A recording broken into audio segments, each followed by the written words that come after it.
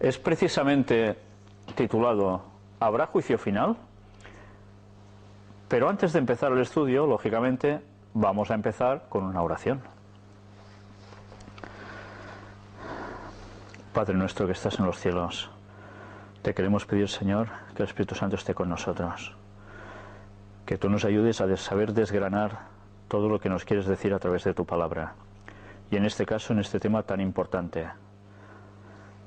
Bendícenos, Señor, que todo te lo pedimos por el perdón de nuestros pecados, en el nombre de Jesús. Amén. El tema de si habrá un juicio final o no es un tema que muchísimas personas se han planteado a lo largo de su vida. Quizás ahora es el tiempo en que menos la gente se pregunta por esto, al menos en nuestra sociedad que está plagada de ateísmo o de gente agnóstica que ni se lo quiere plantear siquiera. Pero durante siglos atrás siempre la gente vivía con algo pensando de ¿qué pasará cuando nos muramos? ¿Pasaremos un juicio? ¿Qué va a pasar con nosotros? A pesar de todo, sí que es cierto que cuando una persona está muy bien y dice que yo no quiero saber nada de estas cosas, cuando llega el momento de que sus días están peligrando, porque se acortan ya por edad o por enfermedad y saben que les queda poco para ir al ataúd o a las cenizas, entonces es cuando empiezan a plantearse algunos de ellos esta cuestión. ¿Habrá verdaderamente un juicio final? Vamos a ver qué nos habla la Biblia al respecto. Hay personas creyentes que dicen, si Dios es tan bueno, si Dios es amor, nos va a salvar a todos.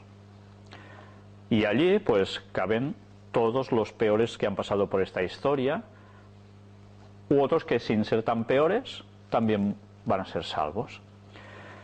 ¿Realmente esto es lo que nos enseña la palabra de Dios? Vamos a ver hoy con bastantes textos la situación de si hay un juicio final y si esto es así, ¿cómo funciona? Vamos a empezar con un texto en el libro de 2 de Corintios, capítulo 5 y versículo 10. Porque es necesario que todos nosotros comparezcamos ante el tribunal de Cristo, para que cada uno reciba según lo que haya hecho mientras estaba en el cuerpo, sea bueno o sea malo. La Biblia es muy clara, sí que vamos a pasar por un juicio. Dice, mientras estamos o estábamos en el cuerpo. Evidentemente, atención a esto, porque esto lo deberemos tratar en su momento, no se está refiriendo a que un etéreo dentro de nosotros, que somos nosotros mismos pero sin cuerpo, cuando nos morimos vamos a algún sitio y vamos a pasar por un juicio. Atención a este concepto. Mientras estábamos en el cuerpo es mientras estábamos vivos, haciendo cositas, vivitos y coleando, nunca mejor dicho. Ya iremos viendo cómo ese concepto de la inmortalidad del alma hay que tenerlo muy, pero que muy en cuenta, Biblia en mano, para demostrar que es mentira. Pero atención, sí que hay un juicio. Y todos pasaremos por ese tribunal. ¿Alguien se podrá escaquear de esto? ¿Podrá decir, no, yo no paso? No. Todos dice que vamos a comparecer. Busquemos otro texto en el libro de Gálatas, capítulo 6 y versículo 7.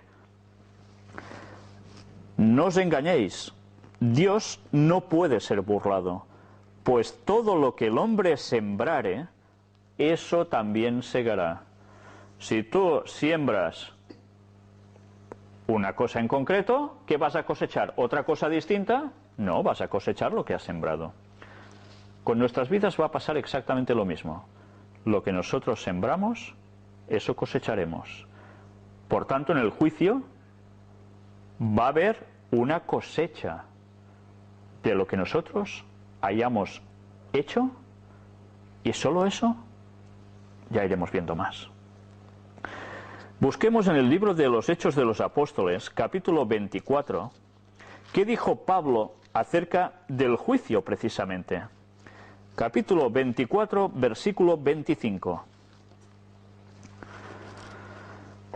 Pero al disertar Pablo acerca de la justicia, del dominio propio y del juicio venidero, Félix se espantó y dijo: ahora vete, pero cuando tenga oportunidad te llamaré. ¿En qué momento está situando Pablo el juicio? Dice una palabra clave: juicio venidero. Por tanto, en los tiempos de Pablo había juicio de Dios para dictaminar si uno va a ser salvo o no. Dice juicio venidero, aún estaba en un futuro. Este concepto ya nos empieza a aclarar que cuando uno se muere no va directamente a las puertas del cielo y se encuentra con San Pedro con las llaves y le dice: sí, toma, entra. Y a otro no le dice: no, tú te vas para abajo. No. Es muy distinta, porque ya nos damos cuenta la palabra que usa aquí: juicio venidero. A tal punto que Félix se asustó y ya te llamaré cuando tenga oportunidad de aquí un tiempo. Temor a enfrentarse con la realidad. Pablo, cuando hablaba, era muy claro y la gente sabía que ese hombre no estaba mintiendo, lo notaban. Pero luego cada uno decide si acepta o no acepta seguir a Dios. Ahora nos vamos a centrar en un libro que es el ya tan conocido y que tanto me gusta, libro de Daniel, capítulo 8, donde vamos a ver que antes del gran día del juicio habría otro juicio. ¿Cómo? ¿Habría otro juicio? ¿Qué estoy diciendo? Vamos a leerlo. Daniel capítulo 8, versículos del 12 al 14. Y a causa de la prevaricación, de la rebelión, le fue entregado el ejército junto con el continuo sacrificio, se añadió, y echó por tierra la verdad e hizo cuanto quiso y prosperó. Está hablando de un cierto poder. Entonces oía un santo que hablaba, y otro de los santos preguntó a aquel que hablaba: ¿hasta cuándo durará la visión del continuo sacrificio? Que se añadió, y la prevaricación asoladora, entregando el santuario y el ejército para ser pisoteados. Y él dijo: hasta 2300 tardes y mañanas, luego el santuario será purificado. Y diréis: ¿y esto qué tiene que ver con un juicio? Cuando se habla de santuario, de purificar el santuario, hemos de saber de qué está hablando. Se está haciendo referencia a todo el sistema sacerdotal que en todo el Antiguo Testamento el pueblo hebreo judío estaba desarrollando por orden divina. Y había un día en concreto, un día al año, que era conocido como el día del Yom Kippur. ¿Y qué pasaba en ese día? El día de la expiación.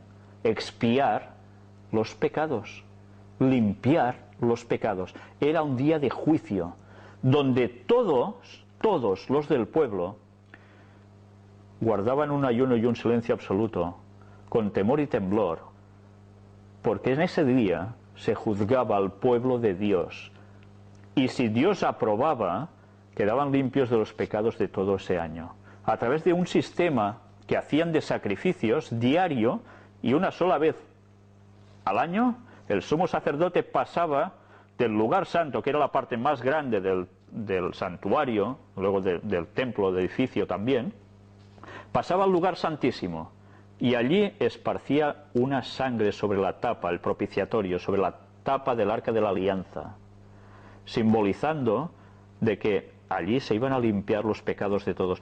Ahora no voy a entrar en detalles en esto, pero era un día de juicio, y un juicio que empezaba por el pueblo de Dios, no por los otros pueblos. No me voy a adentrar en esto, porque dedicaremos todo un tema bastante amplio a profundizar en una profecía conocida como esto, la profecía de los 2300 días, que ya os digo una cuestión, equivalen a años.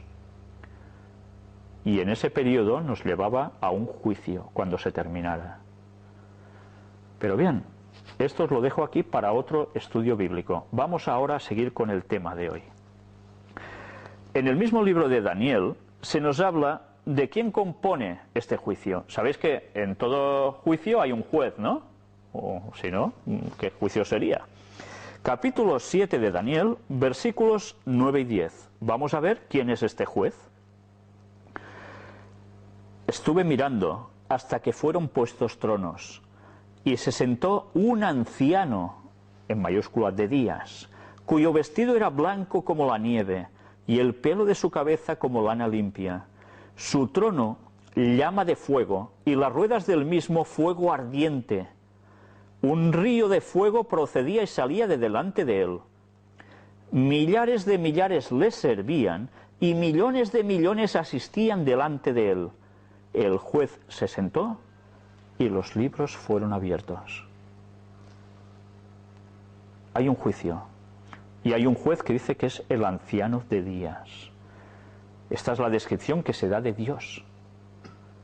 Alguien eterno, quiero decir. Es una visión sobre alguien, como vemos a un anciano de días, pues quiere decir que tiene muchos años, ¿no?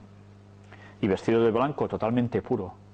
Bien, es la simbología que se utiliza para Dios. Este es el juez. Luego matizaremos un poco esto, por eso, ¿eh? Mientras, en todo juicio, hay alguien que es un abogado, ¿no?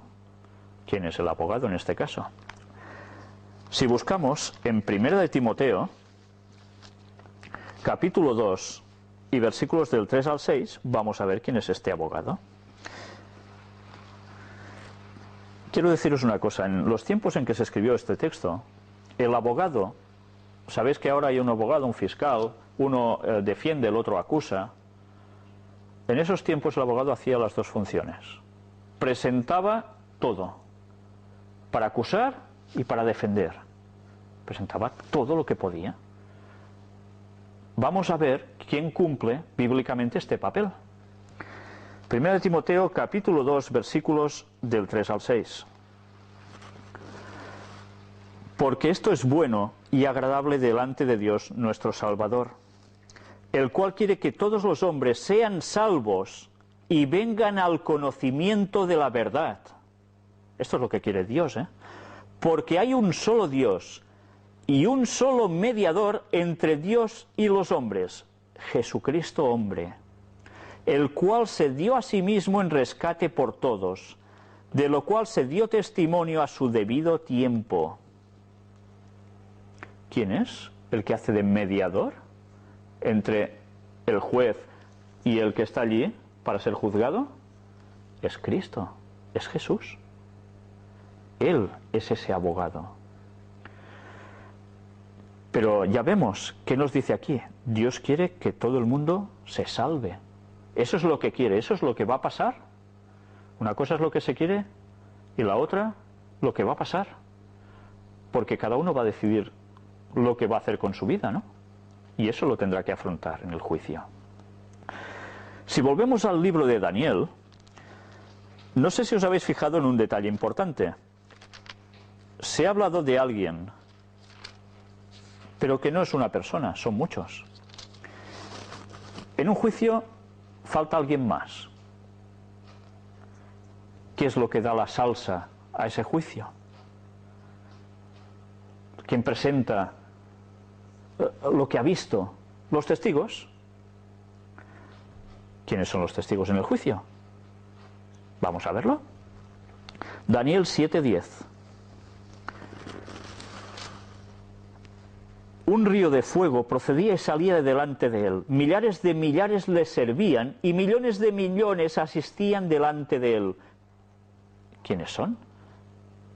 ¿Quiénes son estos que asisten delante de él, de Dios? Porque dice que el juez se sentó y los libros fueron abiertos. Cuando quiere decir esto, que se empieza el juicio. Estos son los ángeles. ¿Quién asiste delante de Dios? ¿Quiénes son los ministros servidores de Dios? Los ángeles. Ellos son los testigos que van a hablar y van a presentar las pruebas de lo que nosotros hemos hecho. Por tanto, tengamos presente que ellos, ¿qué pruebas van a presentar? ¿Se lo van a inventar? ¿Van a decir, mira, este está bien? O este, uy, no, este me cae mal y... No, van a presentar pruebas. Si decimos esto, ¿qué implica? Que para que haya unas pruebas hay unos registros. Busquemos otro texto muy interesante. en Apocalipsis 20:12.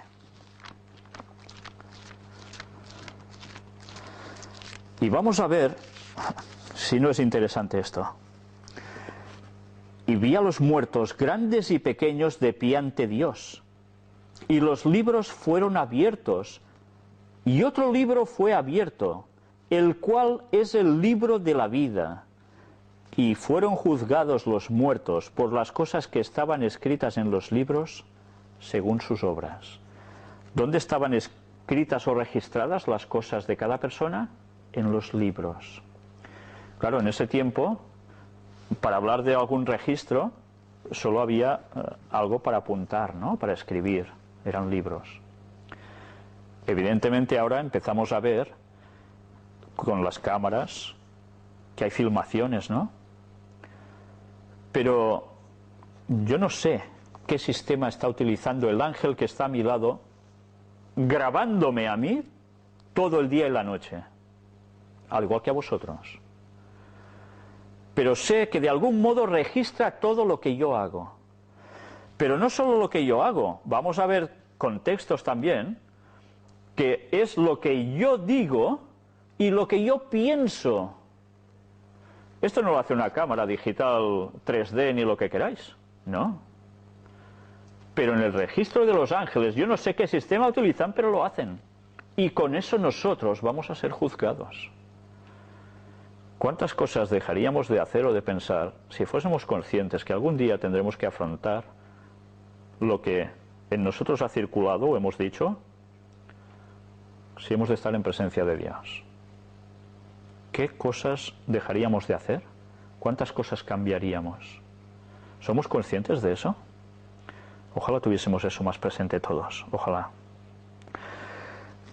Ahora leamos en otro libro, también del Nuevo Testamento, el libro de Santiago, capítulo 2, porque hemos visto quién interviene en el juicio, pero en todo juicio, para que haya un juicio, ¿qué tenía que haber?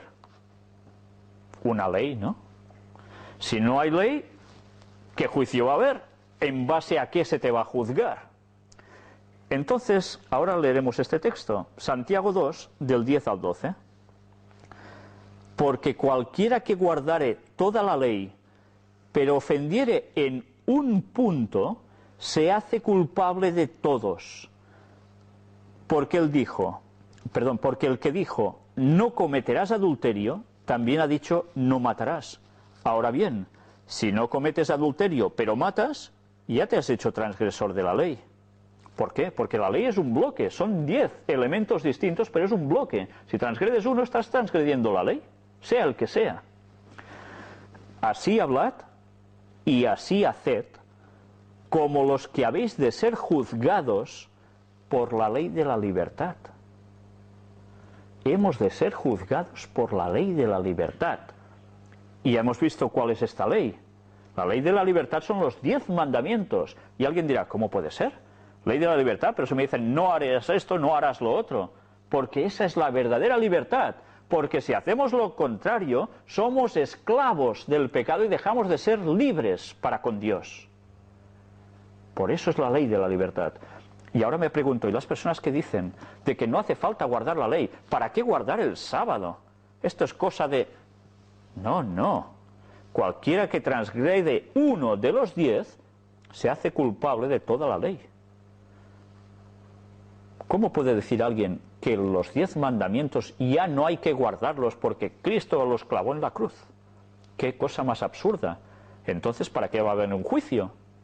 Si la Biblia nos está diciendo continuamente que va a haber un juicio en base a la ley de Dios. Busquemos en el libro de Eclesiastés, ahora nos vamos al Antiguo Testamento, el capítulo 12. Vamos a leer un texto donde, dos versículos concretamente, versículos 13 y 14, donde veremos que es precisamente por lo que vamos a ser juzgados. Hemos dicho por lo que hagamos, por lo que hablemos, por lo que pensemos. Eso está registrado en la Biblia. Vamos a verlo. Eclesiastés 12, 13 y 14. El fin de todo el discurso oído es este: teme a Dios y guarda sus mandamientos, porque esto es el todo del hombre. Porque Dios traerá toda obra a juicio, juntamente con toda cosa encubierta, sea buena o sea mala. Cosas encubiertas. No solo lo que hacemos a escondidas cuando no nos ve nadie, o creemos que no nos ve nadie, sino algo encubierto son también nuestros pensamientos. Todo va a ser manifestado en ese juicio, todo. Y ahora volvamos al Nuevo Testamento en el libro de Hebreos y busquemos el capítulo 10, donde se nos dice que hay una causa principal de condenación. ¿Puede ser que haya una causa que sea muy concreta de condenación? Condenación quiere decir no ser salvo, cuidado. Hebreos 10, 29. ¿Cuánto mayor castigo pensáis que merecerá el que pisoteare al Hijo de Dios y tuviere por inmunda la sangre del pacto en la cual fue santificado e hiciere afrenta al Espíritu de gracia? El rechazo, no quiero saber nada de que Cristo vino a morir en la cruz para salvarme. Me importa un bledo. ¿Sí? Pues si tú has tenido la oportunidad de conocer que Cristo vino especialmente a pasarlo fatal por nosotros, aparte de enseñarnos a vivir, y además a morir para que fuésemos salvos, si no quieres saber nada de eso, si Él dice que Él es el camino, la verdad y la vida, y nadie viene al Padre si no es por mí, ¿cómo podemos esperar ser salvos? Si no queremos estar conectados a la fuente de vida que es Él. Estamos determinados a morir entonces. No podemos rechazar el sacrificio expiatorio de Cristo por nosotros. Si hacemos eso, acabóse. No hay más. Por tanto, estas personas que creen que Jesús vino solo a andar por la tierra, que era un hombre más, o era un hippie, o una persona con muy buenos sentimientos y que enseñó a vivir y ya está, o que luego se fue camino a la India o se fue camino a no sé dónde y tuvo hijos y demás, están siendo engañados. Tristemente están siendo engañados. Porque nada de esto es verdad. Pero al diablo le interesa que pensemos que realmente Jesús era un hombre más. Que Jesús no era Dios como él aseveró a ser. Porque entonces, ¿de qué serviría todo lo que hizo?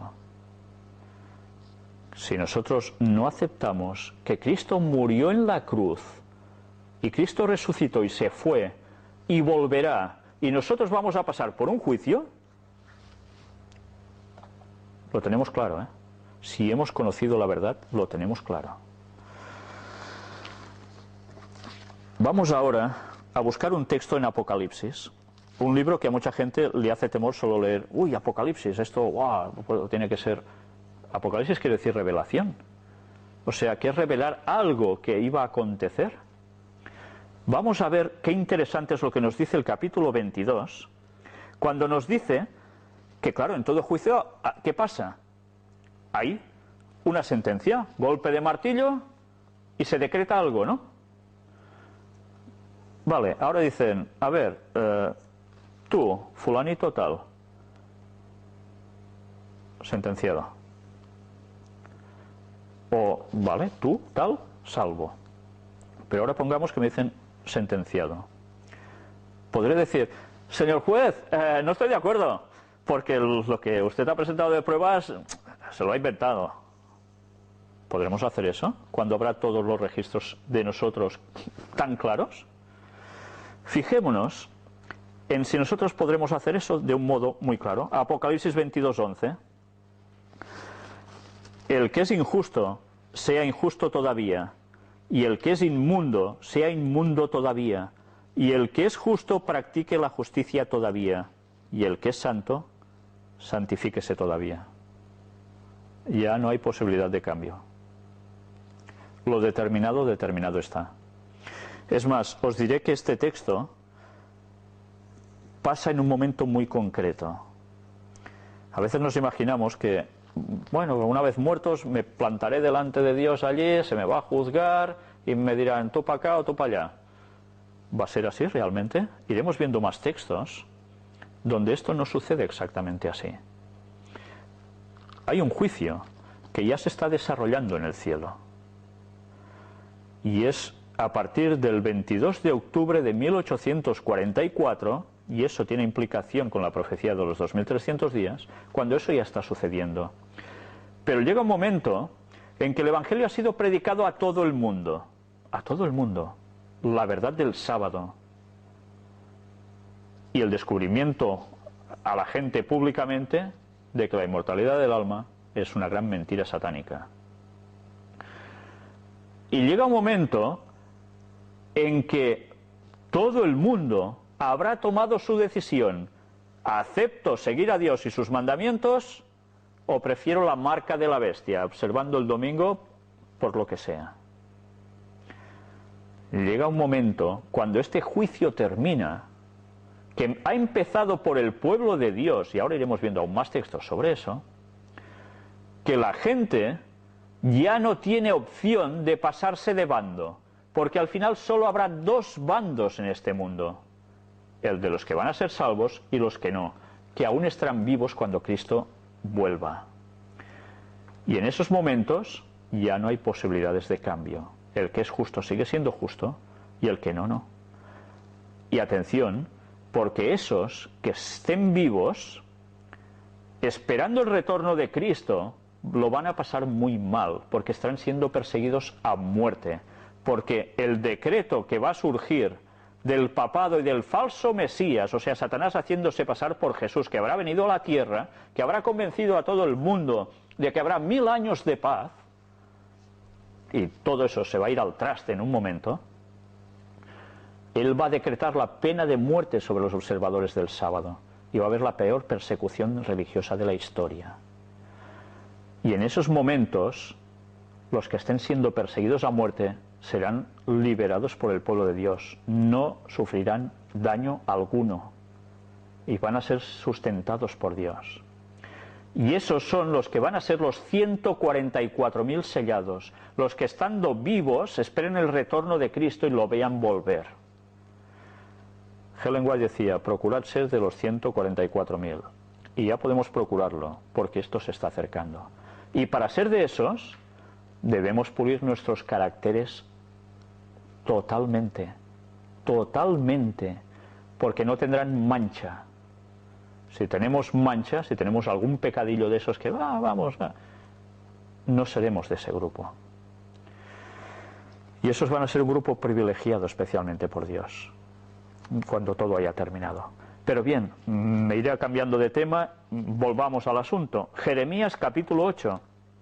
Si no podemos quejarnos del resultado porque va a ser obvio, porque han habido evidencias muy claras, testimoniales, vamos a ver precisamente la gente que no va a ser salva, cuál va a ser su reacción. En el libro de Jeremías se nos dice ese tipo de reacción. Capítulo 8 y versículo 20. Pasó la siega, terminó el verano y nosotros no hemos sido salvos. Esto es una lamentación. No tiene nada de alegría, ¿verdad?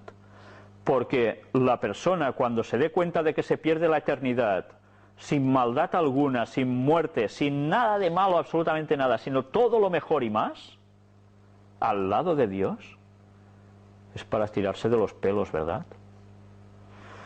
Pues bien, este va a ser el lamento de ellos. Pero en cambio, se nos describe también en Apocalipsis, capítulo 15, la reacción del otro grupo, de los redimidos, de los que van a ser salvos. Capítulo 15 de Apocalipsis, versículos del 2 al 4.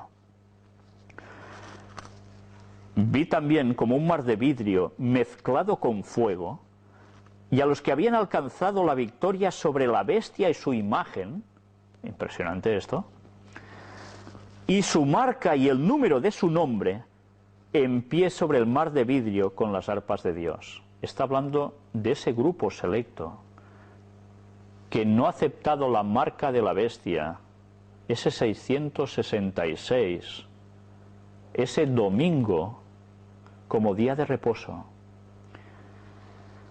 Han vencido al papado, y no a base de bofetadas, sino por su fe. Y estos son los salvos, y están en ese mar de vidrio tan extraño mezclado con fuego. Es algo que el profeta intenta describir lo que ve, y cómo lo expresa, lo mejor que puede, porque eso no es algo que nosotros hayamos visto jamás en esta tierra. Con las arpas de Dios, con instrumentos suaves. Aquí no lo está diciendo con baterías y guitarras eléctricas y rocks cristianos. No, no, no. Y cantan el cántico de Moisés, siervo de Dios, y el cántico del Cordero, o sea, de Jesús, diciendo: grandes y maravillosas son tus obras, Señor Dios Todopoderoso. Justos y verdaderos son tus caminos, Rey de los santos. ¿Quién no te temerá, oh Señor, y glorificará tu nombre? Pues solo tú eres santo, por lo cual todas las naciones vendrán y te adorarán, porque tus juicios se han manifestado. Estos no están tristes, ¿eh? Estos están muy bien, porque gozan al lado de Dios de la eternidad en paz y alegría. Y esto es lo que podemos perdernos si no andamos como debemos andar. Leamos ahora en el libro de Romanos, capítulo 8, el versículo 1.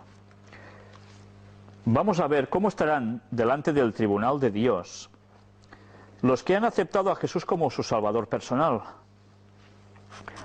Ahora pues, ninguna condenación hay para los que están en Cristo Jesús, los que no andan conforme a la carne, sino conforme al Espíritu. No hay ninguna condenación. No hay. Somos salvos. ¿Y por qué somos salvos? Pues porque estamos en Cristo Jesús. Esta es la diferencia.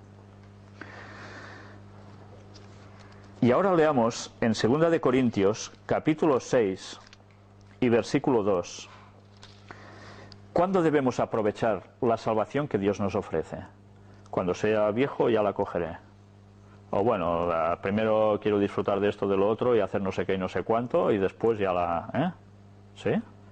¿Eso es pensar inteligentemente? Vamos a ver qué nos dice el texto. 2 de Corintios 6:2. Porque dice: en tiempo aceptable te he oído, y en día de salvación te he socorrido. He aquí ahora el tiempo aceptable, he aquí ahora el día de salvación. ¿Por qué ahora, cuando sabemos las cosas? ¿Nosotros somos dueños de nuestra vida? Yo puedo decir, mira, voy a vivir 100 años más, porque sí, por guapo. Bueno, puedo decirlo, otra cosa es que eso lo cumpla, ¿verdad? Nosotros no somos dueños de nuestro tiempo. No podemos prolongar la salvación de Dios, porque si me muero de aquí a un rato y no he querido la salvación de Dios pensando que de aquí a un tiempo sí, pues ¿qué me va a pasar? ¿Qué me voy a perder? Por tanto, no podemos jugar con nuestra salvación. Es mucho lo que hay en juego. Y ahora quisiera que analizásemos unos cuantos textos bíblicos que nos dan detalles sobre este tipo de juicio. 1 de Corintios, capítulo 3, versículo 13. El texto nos dice: la obra de cada uno se hará manifiesta, porque el día la declarará, pues por el fuego será revelada, y la obra de cada uno cual sea, el fuego la probará. Toda la obra va a ser revelada, todo va a aparecer en ese juicio.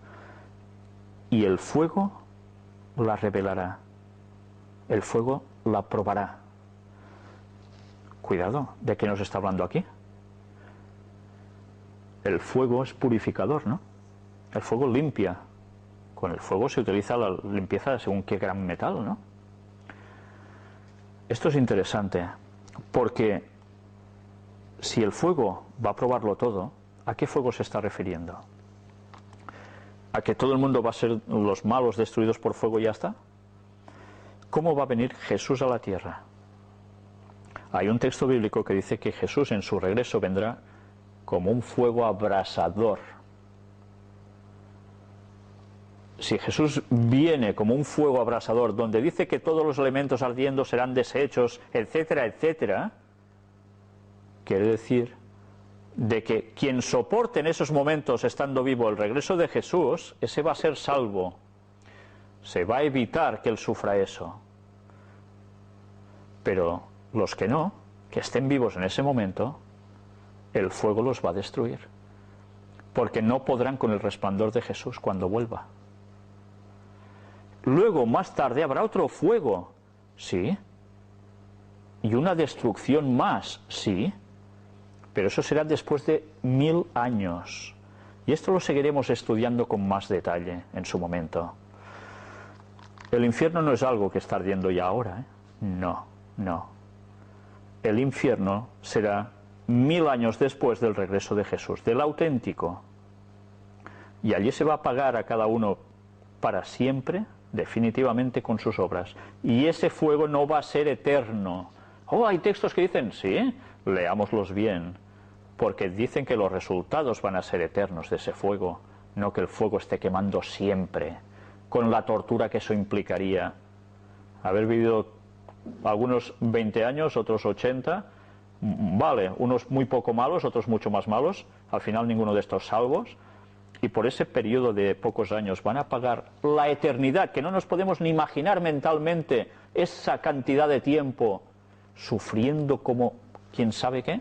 Si ese Dios es amor, vaya pena de Dios, ¿eh? Ese es un concepto católico que algunas religiones, también teóricamente cristianas, han cogido como suyo. Pero eso es una mala interpretación de los textos bíblicos. Ya estudiaremos a fondo todo esto en su momento también. Otro texto más. Hebreos capítulo 10, versículo 30.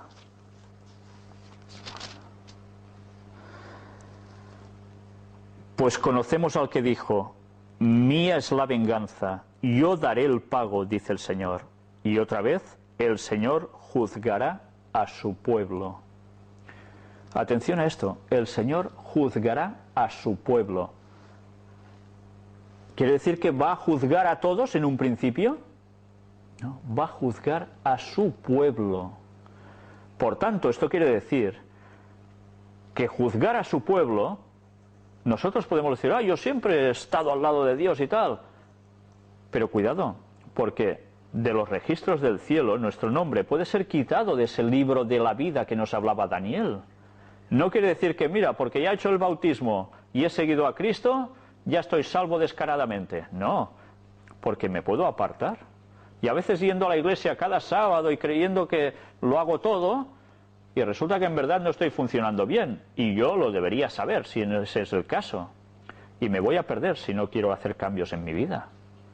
No vale convivir un adventismo nominal o un cristianismo nominal. No, no, hay que vivirlo de verdad. Y si no lo hacemos, ese juicio que empieza por el pueblo de Dios, de los que hemos profesado ser creyentes, podemos quedarnos al margen y ser perdidos también. Busquemos también otro texto más. En Mateo, capítulo 16 y versículo 27.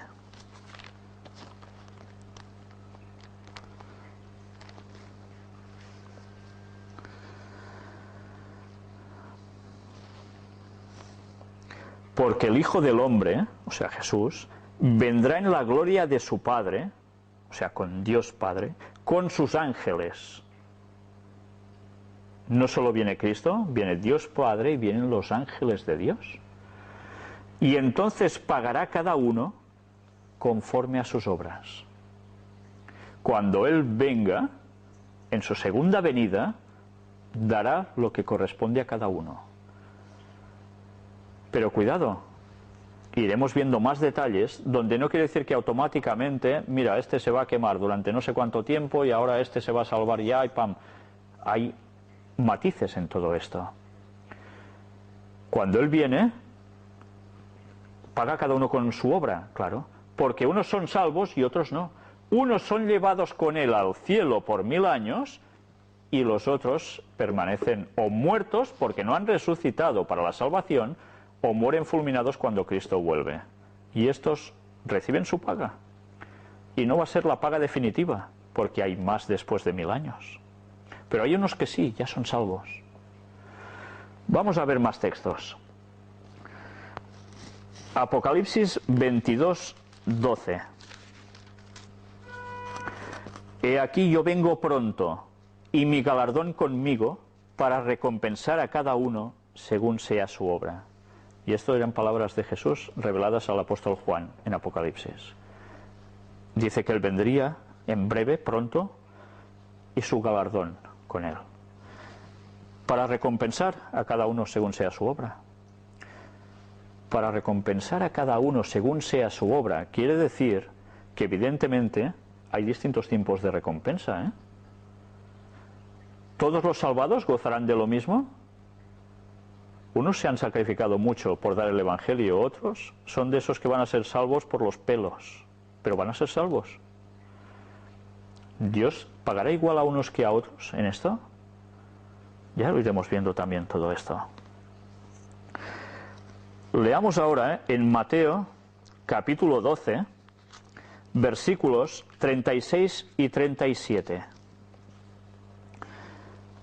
Mas yo os digo que de toda palabra ociosa que hablen los hombres, de ella darán cuenta en el día del juicio, lo que hayamos hecho y las palabras también. Porque por tus palabras serás justificado y por tus palabras serás condenado. Y esto lo dijo Jesús. Él hablaba de este juicio venidero. Leamos ahora Primera de Pedro, capítulo 4, en el versículo 17. Porque es tiempo de que el juicio comience por la casa de Dios. Y si primero comienza por nosotros, ¿cuál será el fin de aquellos que no obedecen al Evangelio de Dios? Las palabras del apóstol Pedro son muy claras. ¿El juicio por quién empieza? Por la casa de Dios. Por los que durante toda la historia, desde Adán hasta el último que esté vivo cuando Cristo vuelva, que teóricamente han seguido a Dios, son pueblo de Dios, por ellos empieza el juicio, no por los otros. No va a empezar por Caín el juicio, ni por los que fueron descendientes suyos que fueron hacia el mal, ni etcétera, etcétera, así durante toda la historia. Empieza por el juicio, ¿por quién? Por el pueblo de Dios. Esto nos debería hacer pensar mucho, ¿eh? Porque si nosotros decimos que somos cristianos, el juicio va a empezar ya por ese pueblo, y ese juicio ya empezó. Y veremos que empezó en 1844. Y esto no es una invención, ya lo iremos viendo en su momento. Porque no sabemos si nuestros nombres se están acercando en ese juicio que ya se está haciendo. No lo sabemos. No sabemos si van por la generación anterior o la otra, pero Cristo va a volver pronto. Quiere decir de que el juicio se está terminando. Y cuando se termine va a volver. Leamos ahora Apocalipsis capítulo 14, versículos 6 y 7. Y es el primer mensaje del conocido como el mensaje de los tres ángeles, que la Iglesia Adventista tan distintivamente ostenta. Vi volar por en medio del cielo a otro ángel, que tenía el Evangelio eterno para predicarlo a los moradores de la tierra, a toda nación, tribu, lengua y pueblo, diciendo a gran voz: temed a Dios y dadle gloria, porque la hora de su juicio ha llegado, y adorad a aquel que hizo el cielo y la tierra, el mar y las fuentes de las aguas. Esto que era profecía en su tiempo, porque aún no se había cumplido, y que nos daba la señal de la profecía de los 2300 días, que cuando llegase el día del Yom Kippur, cuando finalizaran esos 2300 años, un 22 de octubre coincidía con el día del Yom Kippur, de expiación. ¿Qué pasaba? Que la hora del juicio ya había llegado. Allí empezaba el juicio sobre el pueblo de Dios. Allí empezó el ministerio de Cristo en el lugar santísimo del cielo. No en el lugar santo en el primer apartado, pasó al lugar santísimo. Allí empezaba ese juicio. Y ahí está Cristo juzgándonos. Casi nada, ¿eh? Pero ya veis qué relación entre el juicio. porque la hora de su juicio ha llegado, y adorad a aquel que hizo el cielo y la tierra, el mar y las fuentes de las aguas. ¿De qué nos está hablando aquí? De la creación. Está vinculando el juicio en un período con la creación. ¿Qué pasó en la época de 1840? ¿Qué salió alrededor de esos años? ¿No surgió una teoría llamada de la evolución? Sí, curioso, ¿eh? Pues en esos momentos la profecía iba a hablar, porque el juicio de Dios, del Creador, estaba aquí para empezar. Y eso implica algo más importante. Con la creación, que nos remite este texto, nos remite a él, ¿qué había? El Creador, ¿qué hizo? Creó en 6 días, ¿no? ¿Y el séptimo qué hizo? Reposó. El sábado. Mirad qué vinculación, entre el juicio y el sábado. Hay que observarlo, no son bromas. Leamos otro texto más. En Juan, capítulo 5, el Evangelio de Juan. Vamos a leer unos cuantos versículos aquí. Empezaremos por el versículo 22. Porque el Padre a nadie juzga, sino que todo el juicio dio al Hijo. Antes hemos dicho que Dios es el que estaba sentado como juez, ¿verdad? Pero ¿qué pasa? Que Jesús vence en la cruz. Y toda potestad le es dada en el cielo y en la tierra, nos dicen los textos bíblicos. Hasta el punto que Dios Padre, ¿a quién le da el juicio? Al Hijo. Jesús mismo es el que nos juzga. Hace de abogado y de juez. Lo hace todo Él. Este texto es muy, muy importante.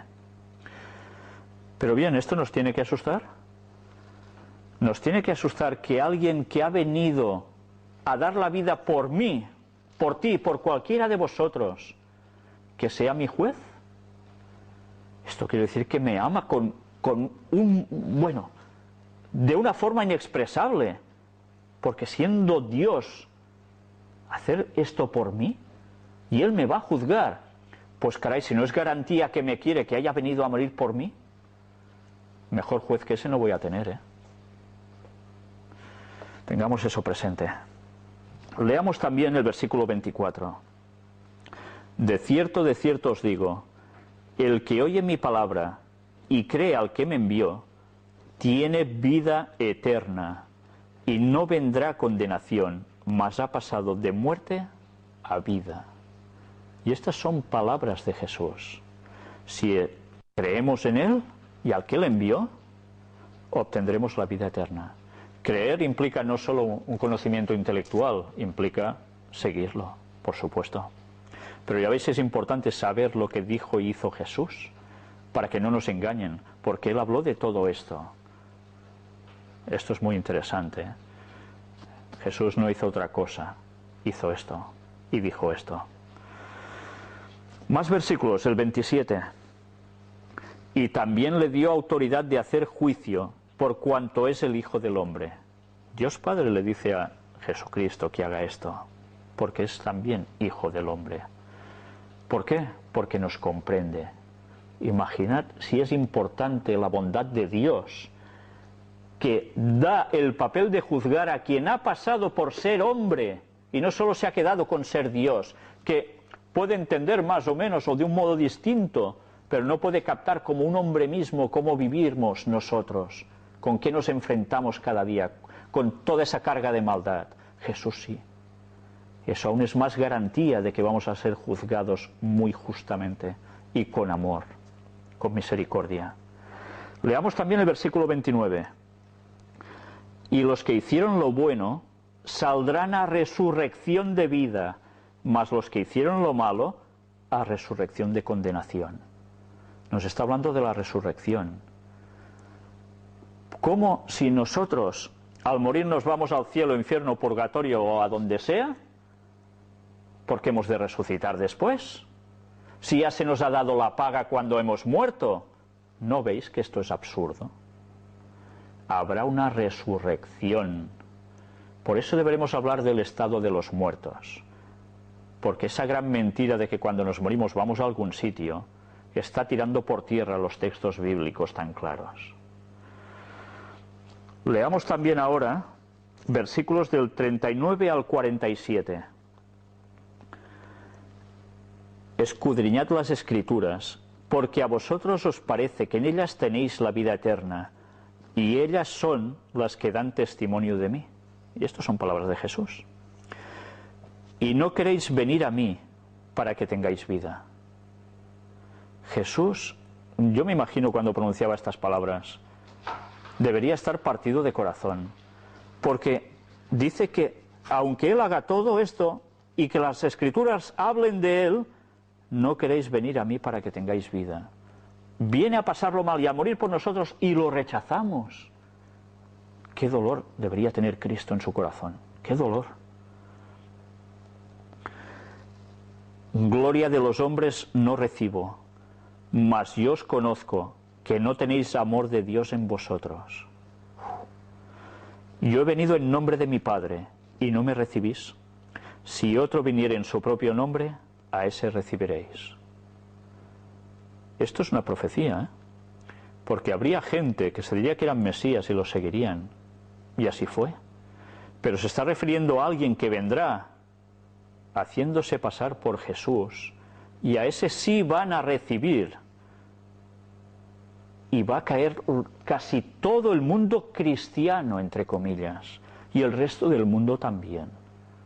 Si nosotros no sabemos las creencias que aquí nos pone, por eso nos dice Jesús, escudriñar las Escrituras, para que no nos engañen. ¿Entendéis? ¿Cómo podéis vosotros creer? Pues recibís gloria los unos de los otros, y no buscáis la gloria que viene del Dios único. No penséis que yo voy a acusaros delante del Padre. Interesante esto, ¿eh? Hay quien os acusa. ¿Cómo? Jesús no nos va a acusar delante del Padre. ¿Hay quien nos acusa? Vamos a ver quién es. Moisés. ¿Cómo? Es en quien tenéis vuestra esperanza. Él estaba hablando a los judíos, que lo rechazaron. Todos esos fariseos, etcétera, etcétera. Dice que él no los iba a acusar, que se encargaría Moisés de acusarlos. ¿Cómo? Vamos a terminar de leer. Porque si creyeseis a Moisés, me creeríais a mí, porque de mí escribió él. Pero si no creéis a sus escritos, ¿cómo creeréis a mis palabras? Moisés escribió del Mesías.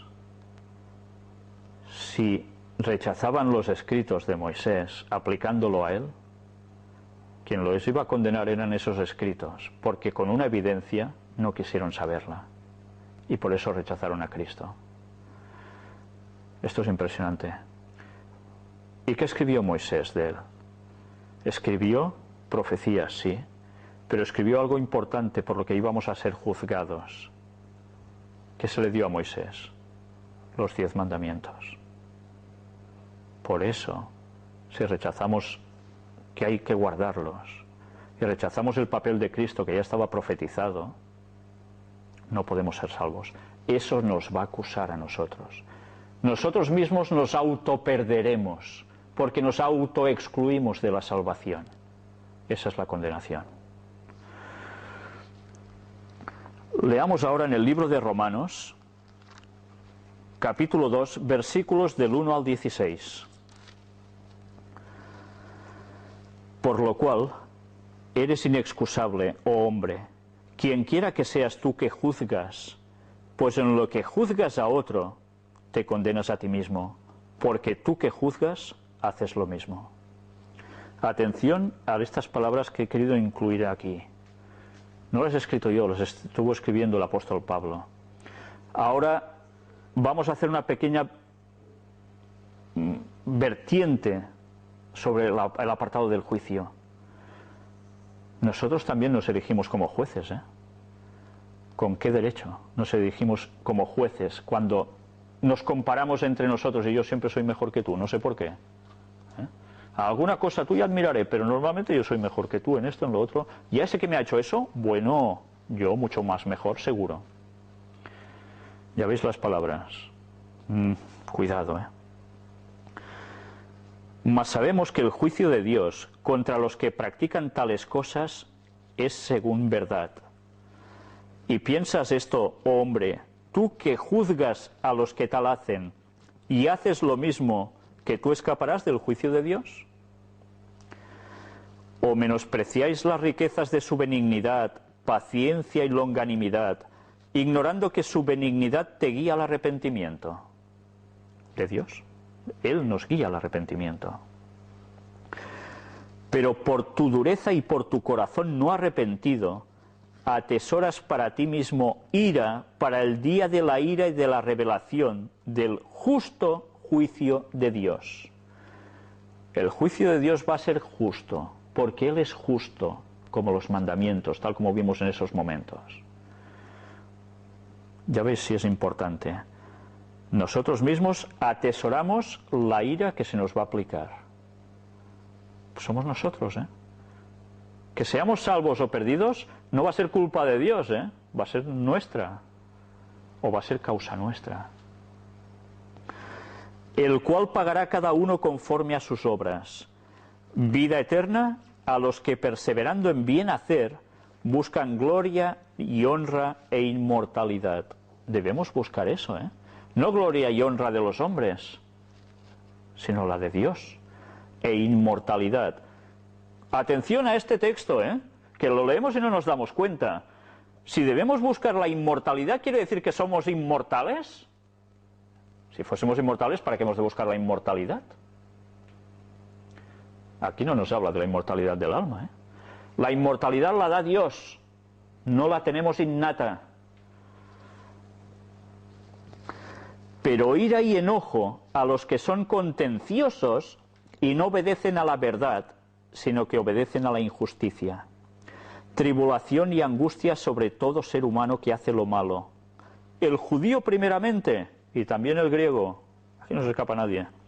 Pero gloria y honra y paz a todo el que hace lo bueno, al judío primeramente y también al griego. Aquí hay para todos. Y en este caso es lo positivo. Porque no hay acepción de personas para con Dios. Nosotros sí, este es de esta etnia, este es de esta raza, este no sé qué. No, para Dios todos somos hombres, humanos. Él es justo. Porque todos los que sin ley han pecado, sin ley también perecerán. Y todos los que bajo la ley han pecado, por la ley serán juzgados. Interesante este texto, Habrá gente que habrá vivido sin ley, no la habrá conocido, pero la verdad es que habrán hecho todo lo contrario a lo bueno. Pero otros hemos conocido la ley y hemos pecado. Por la ley vamos a ser juzgados. Entonces la gente que no ha conocido la palabra de Dios, de a saber de qué país, en qué año, ¿cómo va a ser juzgada? ¿Va a ser perdida irremisiblemente porque no ha conocido a Jesús? No. No. Porque Él va a juzgar, como dicen otros textos, conforme a su conciencia. Dios va a ser justo hasta en esto.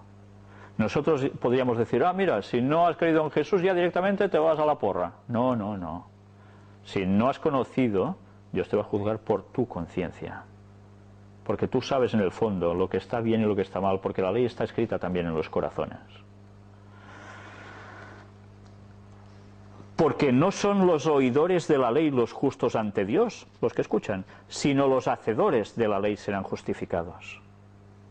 De nada sirve oír y ya está. No, no, hay que hacer. Porque cuando los gentiles que no tienen ley, habla de los que no eran judíos, todo el resto que no era creyente, hacen por naturaleza lo que es de la ley, estos, aunque no tengan ley, son ley para sí mismos. ¿Tienen su conciencia? Mostrando la obra de la ley escrita en sus corazones, dando testimonio su conciencia y acusándoles o defendiéndoles sus razonamientos. En el día en que Dios juzgará por Jesucristo, es Jesús el que juzga, los secretos de los hombres conforme a mi evangelio, a su buena nueva. En estos pocos versículos, qué detalles tan impresionantes llega a dar. Por tanto, ya vemos la importancia de conocer y hacer. Pero a los que no lo han hecho, Dios juzgará justamente. Todos sus juicios van a ser justos. Y a los que no han conocido igual. Ahora leamos también en el libro de Génesis, capítulo 6, versículos del 5 al 8. Y de esto hemos hablado mucho en las últimas conferencias del gran engaño. Y vio Jehová que la maldad de los hombres era mucha en la tierra, y que todo designio de los pensamientos del corazón de ellos era de continuo solamente el mal. Y se arrepintió Jehová de haber hecho hombre en la tierra, y le dolió en su corazón. Y dijo Jehová: raeré de sobre la faz de la tierra a los hombres que he creado, desde el hombre hasta la bestia, y hasta el reptil, y las aves del cielo, pues me arrepiento de haberlos hecho. Tuvo que causar el diluvio, porque el hombre había llegado al colmo de la maldad irremisiblemente, ya no volvía atrás. Pero atención a este otro versículo tan corto que viene después.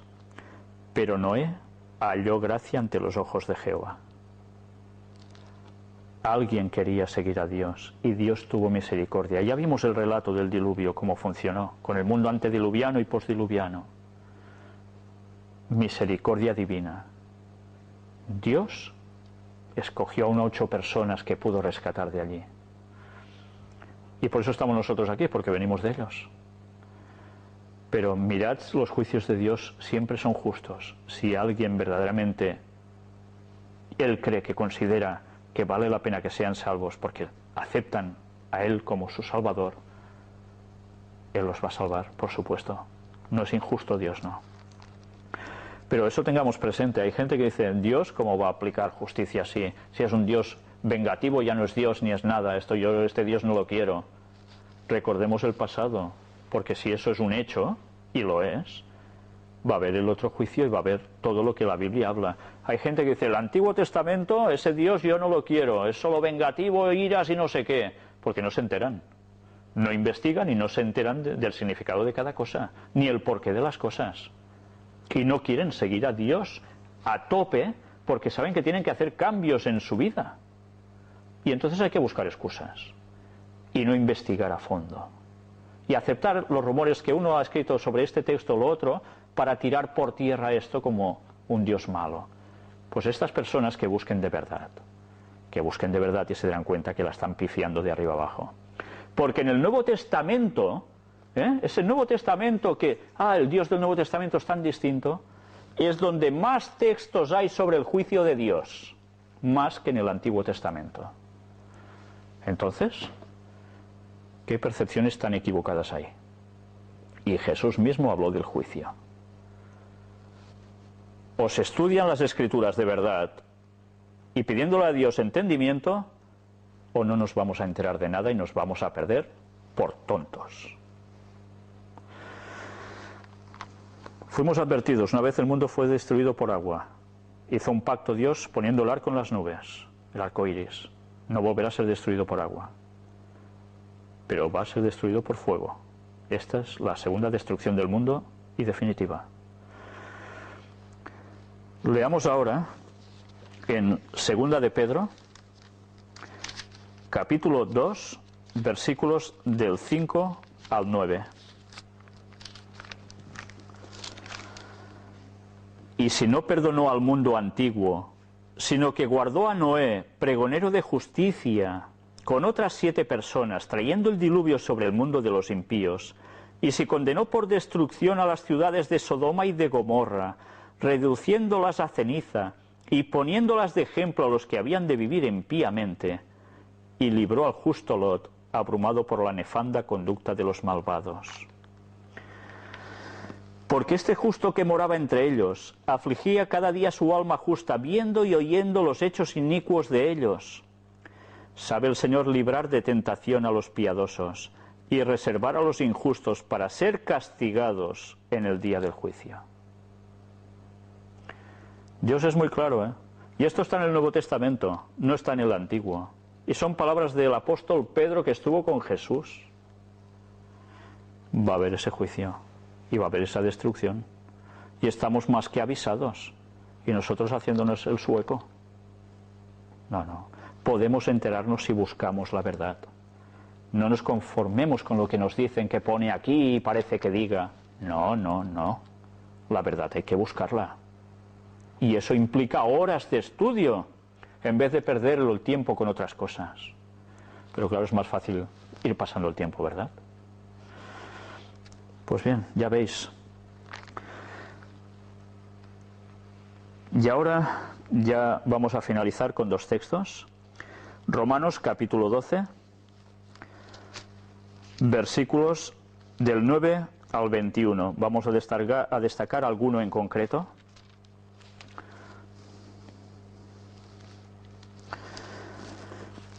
Y es algo que es una lección impresionante. El amor sea sin fingimiento. Aborreced lo malo, seguid lo bueno. Amaos los unos a los otros con amor fraternal. En cuanto a honra, prefiriéndoos los unos a los otros. Es obvio, con unos tienes más afinidad que con otros, pero hay que amar a todos. En lo que requiere diligencia, no perezosos. Al tanto con ser perezoso, ser vago. Si hay que hacer algo, hay que hacerlo. Nos hemos de poner las pilas. Fervientes en espíritu, sirviendo al Señor. Gozosos en la esperanza de que va a volver y vamos a ser salvos. Sufridos en la tribulación, porque lo vamos a pasar mal por seguir a Jesús. No pensemos que, mira, voy a seguir a Jesús y Jesús me va a beneficiar con millones de euros, de dólares o de no sé qué, y voy a vivir. No, puede ser que Dios otorgue eso, pero lo más fácil es que por seguir a Jesús, y más en el tiempo hacia el que vamos, que ya es el final de la historia, vamos a sufrir persecución. Pero, ¿de qué modo la hemos de sufrir la tribulación? Sufridos, aguantando. Constantes en la oración. Constantes en la oración porque es lo que nos aguanta. ¿Por qué Cristo aguantó tanto? Porque aguantó debido a su comunión tan íntima orando con Dios. Compartiendo para las necesidades de los santos, practicando la hospitalidad. Bendecid a los que os persiguen. Bendecid y no maldigáis. Y estas son palabras del apóstol Pablo. Y diréis, bueno, ¿y él qué tenía que saber de esto? ¿Lo soltaba este rollo así y ya está? No, él sabía de qué hablaba, porque él había sufrido esto en su propia piel. Y sabía lo que pasó Jesús y lo que pasó Esteban, porque él estaba presente en esos momentos. Es muy fuerte. Él estaba hablando por experiencia. Y ya veis, ¿por qué nos dice todo esto? Gozaos con los que se gozan, llorad con los que lloran, unánimes entre vosotros, no altivos, sino asociándoos con los humildes, no seáis sabios en vuestra propia opinión. Es interesante, ¿eh? No paguéis a nadie mal por mal, procurad lo bueno delante de todos los hombres. Si es posible, en cuanto dependa de vosotros, estad en paz con todos los hombres. No os venguéis vosotros mismos, amados míos, sino dejad lugar a la ira de Dios, porque escrito está, mía es la venganza, y yo pagaré, dice el Señor. ¿Por qué? Porque Él es justo. Si nosotros tuviésemos que aplicar justicia, si alguien nos ha hecho algo muy malo, ¿qué vamos a hacer con nuestro furor? Pues eliminarlo. O lo vamos a maltratar peor aún que lo que nos ha hecho a nosotros. Esta es la justicia que a veces queremos aplicar con momentos de rabia, ¿no? Por eso nos dice, vosotros tranquilos, dejad la justicia a Dios, que Él medirá justamente todas las cosas y sabe qué justicia debe aplicar. no la nuestra. Dejémoslo a Él. Pero ¿por qué nos está diciendo que no maldigamos a los otros si nos hablan contra nosotros o nos hacen daño y que encima ayudemos, etcétera? Por un motivo muy claro. Si nosotros no perdonamos a los demás, no vivimos en paz. Y ese sentimiento va siendo como una carcoma dentro nuestro. Y va a afectar nuestro carácter. Lo va a afectar. Y no es solo nuestro carácter, sino que va a afectar nuestra salud. Porque el generar pensamientos contrarios a alguien, de rabia, de no perdón, va a hacer que nuestro organismo quede afectado. Porque generamos unas sustancias químicas que van a distintas partes de nuestro organismo. ¿Y qué va a implicar eso? Pues sencillamente enfermedad. Que muramos antes y encima estando mal. Y hará que nuestro carácter no sea para estar con los demás dándoles el Evangelio. Si queremos ser cristianos, debemos ser como Cristo. Si no, no tiene sentido ser cristiano. Por eso debemos pulirnos en todos los sentidos. Debemos pedirle a Dios que nos ayude a ello. Así que, si tu enemigo tuviere hambre, dale una patada. ¿Eso pone el texto? No. Dale de comer. Si tuviere sed, dale de beber. Pues haciendo esto, ascuas de fuego amontonarás sobre su cabeza. No seas vencido de lo malo, sino vence con el bien el mal. Estas palabras son de un gran cristiano, casi inigualable. Él se asemejaba a Cristo mucho. ¿Cristo qué hizo? ¿Maldijo a los que le hacían las mil y una? Haciéndole de todo y sin merecer absolutamente nada, porque Él sí que no ha merecido nada de malo. ¿Y nosotros, que somos menos y pecadores, vamos a despotricar contra los otros? ¿Vamos a injuriarlos? ¿Vamos a bofetearlos? ¿Vamos a lo que sea como reprimenda? No. Entonces, si este es el carácter de Cristo, y dice que Cristo es igual al Padre, ¿nos damos cuenta de la importancia de que estamos teniendo en la cabeza cuando decimos, oh, es que Dios juzgará y eso es un Dios vengativo y tal? Cuando Dios aplica un juicio es porque es justo y lo hace con toda su misericordia y amor, porque no le queda otra cosa que hacer. No hay más. ¿Creéis que Dios destruyó Sodoma y Gomorra saltando de alegría?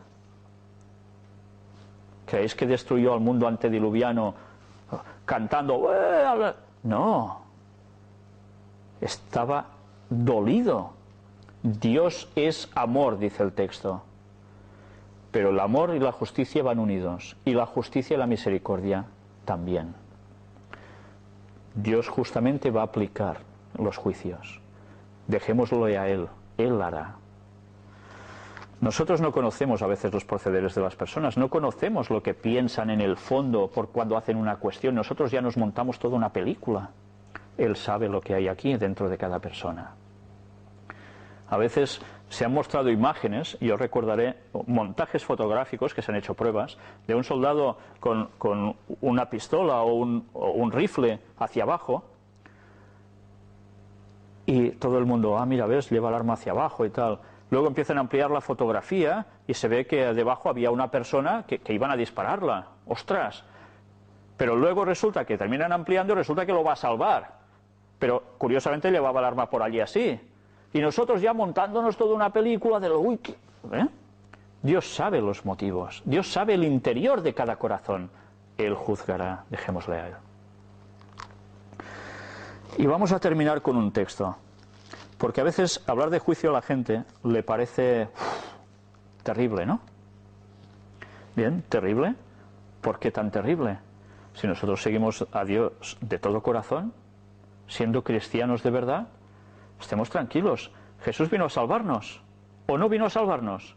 ¿Vino a condenarnos Jesús? Hay un texto por excelencia que se halla en el libro, el Evangelio de Juan, capítulo 3, que tantas veces se dice que es el resumen de toda la Biblia. Juan 3, 16. Porque de tal manera amó Dios al mundo, que ha dado a su Hijo unigénito, para que todo aquel que en Él cree no se pierda, mas tenga vida eterna. Qué bonito, ¿eh? Qué bonito. Este es Dios. Este es Dios. Pero no nos conformemos con terminar en el versículo 16. Leamos hasta el 21. Porque no envió Dios a su Hijo al mundo para condenar al mundo, sino para que el mundo sea salvo por Él, por Cristo. El que en Él cree no es condenado, pero el que no cree ya ha sido condenado, porque no ha creído en el nombre del unigénito Hijo de Dios. Y esta es la condenación, que la luz vino al mundo, o sea, Jesús, y los hombres amaron más las tinieblas que la luz, porque sus obras eran malas. Porque todo aquel que hace lo malo aborrece la luz y no viene a la luz, para que sus obras no sean reprendidas. Mas el que practica la verdad viene a la luz, para que sea manifiesto que sus obras son hechas en Dios. Para mí son textos preciosos y me están demostrando que Dios va a juzgar justamente y que yo no he de tener temor a ese juicio si estoy aceptando a Cristo como mi Salvador. Y Dios Padre envió a su Hijo para salvarme, no para condenarme. Tengamos eso presente. Los juicios de Dios van a ser justos, pero vamos a pasar todos por un juicio, y no de cuerpo presente, porque el juicio ya ha empezado y nosotros no estamos allí para defendernos. No estamos en ese juicio para defendernos, y ya se está realizando. ¿Por qué nos tendríamos que defender nosotros cuando hay todas las evidencias? Se va a juzgar justamente.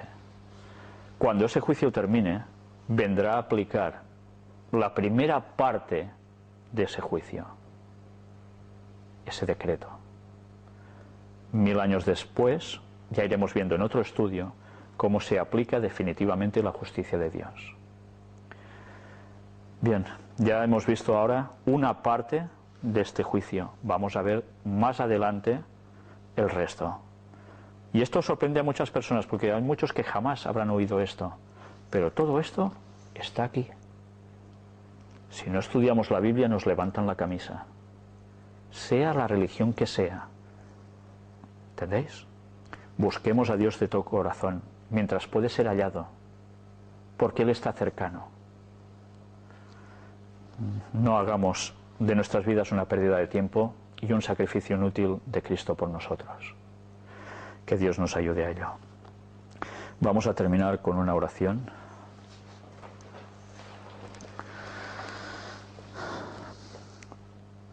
Padre, te damos gracias porque sabemos que tú eres justo y bueno.